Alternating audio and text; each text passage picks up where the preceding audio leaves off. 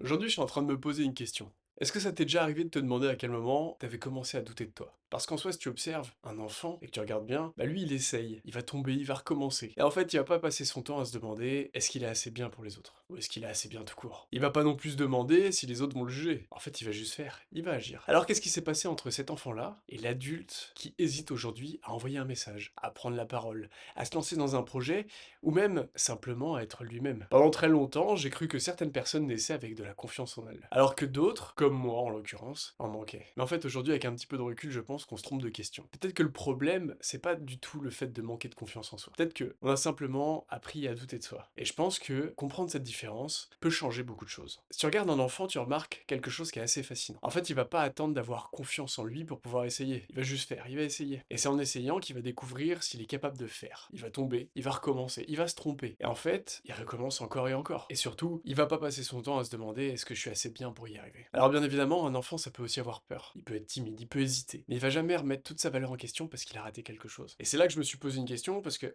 si on commence notre vie comme ça, à quel moment est-ce qu'on a appris à douter autant de nous? Mais alors qu'est-ce qui a changé? Parce que je pense pas qu'un matin, on se réveille et on se dise voilà, à partir d'aujourd'hui, je vais arrêter de croire en moi. Pour moi, ça fonctionne pas comme ça. Je pense que c'est même quelque chose qui est beaucoup plus discret. Ça se construit au fur et à mesure du temps. Il s'agit peut-être d'une remarque qui nous marque un petit peu plus que les autres, un échec qu'on n'arrive pas du tout à digérer, ou une comparaison qui revient sans cesse. Parfois, il suffit juste d'un petit moment qu'on n'a jamais vraiment oublié. Et en fait, petit à petit, on va commencer à se raconter une histoire. Pas une histoire sur ce qu'on a vécu, une histoire sur ce qu'on nous dit, une histoire sur ce que ça dit de nous. Et je pense que c'est là que tout change. Parce qu'échouer à quelque chose, c'est pas la même chose que commencer à croire qu'on a un échec. Être rejeté une fois, c'est pas la même chose que croire qu'on ne mérite pas d'être aimé. Se tromper, ce n'est pas la même chose que croire qu'on est incapable. Pourtant, notre cerveau fait souvent ce raccourci. Il transforme un événement en identité. Et à force de se raconter cette histoire, on finit par la croire. Peut-être que le manque de confiance en soi ne naît pas de ce qui nous est arrivé, peut-être qu'il naît de la signification qu'on a donnée à ce qui nous est arrivé. Alors pourquoi certaines personnes semblent-elles avoir plus de confiance en elles? Il y a longtemps, je regardais certaines personnes en me disant, voilà, j'aimerais être comme cette personne et avoir autant confiance en moi. Parce qu'elles prennent la parole facilement, parce qu'elles osent, parce qu'elles semblent sûres d'elles en fait. Et je me disais qu'elles avaient sans doute quelque chose que moi j'avais pas du tout en moi. Et avec le temps, j'ai commencé à voir les choses un peu différemment. Et si on confondait la confiance avec le fait d'agir malgré le doute? Parce que plus j'observais les gens, plus je me rendais compte que les personnes qui inspirent le plus confiance ne sont pas forcément celles qui doutent le moins. Ce sont souvent celles qui vont arrêter d'attendre que le doute disparaisse. Elles s'avancent. Avec une part d'incertitude. Elles savent qu'elles peuvent se tromper. Elles savent que tout ne se passera pas comme prévu. Mais elles acceptent que ça fasse quand même partie du chemin. Et je crois que c'est là qu'on se trompe souvent. On imagine que les personnes confiantes, elles ressentent quelque chose qui est complètement différent à l'intérieur d'elles-mêmes. Alors qu'elles ont peut-être simplement développé une relation qui est complètement différente avec le doute. Elles choisissent de ne plus l'écouter. Mais alors pourquoi attendre d'avoir confiance en soi, c'est un piège? Et je pense que c'est ici qu'on fait presque tous la même erreur, et moi le premier. Un jour on se dit, le jour où j'aurai confiance en moi, c'est là que je me lancerai. Le jour où je me sentirai prêt, c'est là où je vais oser. Le jour où je serai sûr de moi, je passerai à l'action. Mais si on y réfléchit, est-ce que dans ta vie ça se passe réellement comme ça? Est-ce que tu t'es déjà réveillé un matin et tu t'es dit,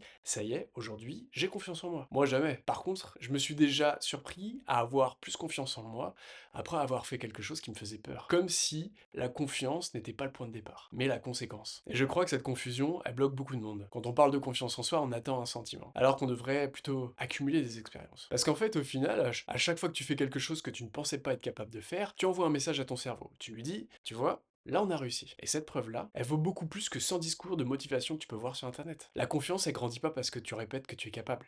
Elle grandit parce que tu montres, encore et encore, que tu peux avancer malgré le doute. Alors, comment commencer à se refaire confiance? Si tu me demandais aujourd'hui comment reconstruire la confiance en soi, je te dirais pas de commencer par avoir une meilleure opinion de toi. Je te dirais de commencer par devenir quelqu'un sur qui tu peux compter. Parce qu'au fond, la confiance, c'est ça. Ce n'est pas se regarder dans un miroir et se répéter «je suis capable». C'est savoir que quand tu te fais une promesse, tu fais de ton mieux pour la tenir. Et je te parle pas de grandes promesses, je te parle des plus petites. Dire que tu vas te lever à une certaine heure et le faire. Dire que tu vas aller t'entraîner et y aller. Tu sais, en vrai, c'est juste des petites promesses qu'on se fait tous. Demain, je me lève plus tôt. Ce soir, je vais courir. Cette semaine, je vais appeler cette personne. Et puis en fait, on le fait même pas. Parce qu'en fait, à chaque fois que tu tiens une promesse que tu t'es faite, tu construis quelque chose qui est beaucoup plus précieux que de la motivation. Tu construis une preuve. Une preuve que tu peux compter sur toi. Et je crois que c'est comme ça que la confiance, elle revient. Pas d'un seul coup, après une vidéo que t'as regardée, mais preuve après preuve, action après action. Jusqu'au jour où tu te demandes plus, est-ce que j'ai confiance en moi? parce que tu sais déjà que, quoi qu'il arrive, tu seras capable d'avancer. Au début de cette vidéo, je te parlais de cet enfant, celui qui essayait, qui tombait et qui recommençait. Pas parce qu'il était plus courageux que nous, mais parce qu'il passait pas son temps à remettre sa valeur en question. Et je crois qu'en grandissant, on n'a pas perdu cette capacité. On l'a simplement recouverte des peurs, de comparaison, de déception, et de toutes ces histoires qu'on s'est racontées sur nous-mêmes. Alors peut-être que le chemin, c'est pas de devenir quelqu'un d'autre. C'est pas de devenir une personne qui n'a jamais peur. C'est peut-être de réapprendre à se faire confiance à soi. Pas avec des grandes promesses, mais avec des petites actions, jour après jour, parce que au fond, la confiance qu'on a, elle se trouve pas, elle se construit. Une action, une promesse, mais une preuve à la fois. J'essaye de construire cette chaîne autour de petites discussions. Des discussions que j'ai avec moi-même et avec toi. Et pour moi, ça s'arrête pas simplement avec la vidéo. Là, on arrive à la fin de celle-ci. Alors si une idée t'a fait réfléchir au cours de la vidéo, ou au contraire que t'es pas d'accord avec moi, j'aimerais que tu me le dises en commentaire. J'aime l'idée que cette chaîne puisse être un endroit où on réfléchit ensemble. Pas un endroit où quelqu'un prétend avoir toutes les réponses. Et si tu veux continuer ces discussions avec moi, tu peux aussi t'abonner. Voilà.